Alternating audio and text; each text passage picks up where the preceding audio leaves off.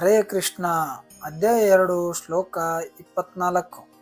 ಈ ಶ್ಲೋಕದಲ್ಲಿ ಆತ್ಮವು ಒಡೆಯಲಾಗದದು, ಈ ಆತ್ಮವು ಸುಡಲಾಗದದ್ದು, ಈ ಆತ್ಮವು ಕರಗಿಸಲಾಗದದ್ದು, ಒಣಗಿಸಲಾಗದು, ಖಂಡಿತವಾಗಿಯೂ ಮತ್ತು ನಿತ್ಯವಾದದ್ದು, ಸರ್ವವ್ಯಾಪ್ತಿಯಾದದ್ದು, ಬದಲಾವಣೆಯಿಲ್ಲದದ್ದು, ಸ್ಥಿರವಾದದ್ದು. ಈ ಆತ್ಮವು ಶಾಶ್ವತವಾಗಿಯೂ ಅದೇ. ಅನುವಾದ ನೋಡೋಣ ಬನ್ನಿ.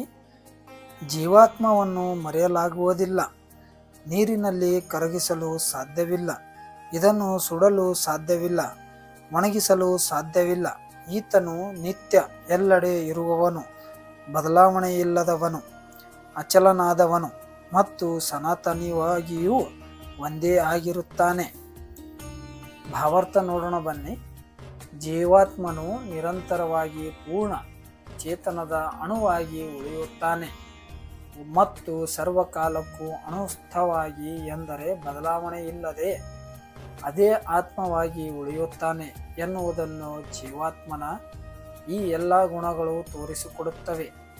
ಈ ವಿಷಯಕ್ಕೆ ಅದ್ವೈತದ ಸಿದ್ಧಾಂತವನ್ನು ಅನ್ವಯಿಸುವ ಬಹು ಕಷ್ಟ, ಏಕೆಂದರೆ ಜೀವಾತ್ಮನು ಭಗವಂತನೊಡನೆ ಎಂದಿಗೂ ಗುರುತಿಲ್ಲದಂತೆ ಐಕ್ಯ ಹೊಂದಿಲ್ಲರಾರನು.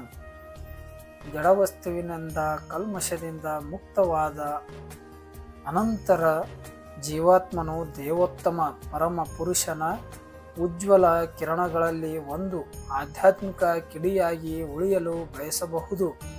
ಆದರೆ ವಿವೇಕ ಆತ್ಮಗಳು ದೇವೋತ್ತಮ ಸನ್ನಿಧಿಯಲ್ಲಿರಲು ಆಧ್ಯಾತ್ಮಿಕ ಗ್ರಂಥಗಳನ್ನು ಪ್ರವೇಶಿಸುತ್ತವೆ. ಸರ್ವಗತ, ಎಲ್ಲೆಡೆ ಇರುವ ಶಬ್ದವನ್ನು ಮಹತ್ವದ್ದು, ಏಕೆಂದರೆ ಜೀವಿಗಳು ಭಗವಂತನ ಸೃಷ್ಟಿಯಲ್ಲಿ ಎಲ್ಲೆಲ್ಲೂ ಇವೆ ಎನ್ನುವುದಕ್ಕೆ ಸಂದೇಹವಿಲ್ಲ.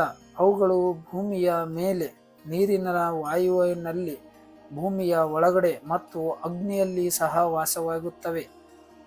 ಅವು ಅಗ್ನಿಯಲ್ಲಿ ದಗ್ಧವಾಗುತ್ತವೆ ಎನ್ನುವುದಕ್ಕೆ ನಂಬಿಕೆಯನ್ನು ಒಪ್ಪಲು ಸಾಧ್ಯವಿಲ್ಲ, ಏಕೆಂದರೆ ಬೆಂಕಿಯು ಆತ್ಮವನ್ನು ಸುಡಲಾರದು ಎಂದು ಇಲ್ಲಿ ಸ್ಪಷ್ಟವಾಗಿ ಹೇಳಿದೆ. ಆದುದರಿಂದ ಸೂರ್ಯಗ್ರಹಣದಲ್ಲಿ ಸಹ ಅಲ್ಲಿಗೆ ಹೊಂದುವ ದೇಹಗಳಲ್ಲಿ ಜೀವಿಗಳಾಗಿದ್ದರೆ ಎನ್ನುವುದರಲ್ಲಿ ಅನುಮಾನವೇ ಇಲ್ಲ.